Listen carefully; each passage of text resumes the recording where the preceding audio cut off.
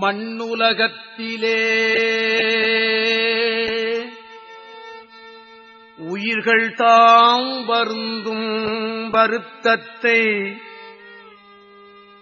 மண்ணுலகத்திலே உயிர்கள் தாம் வருந்தும்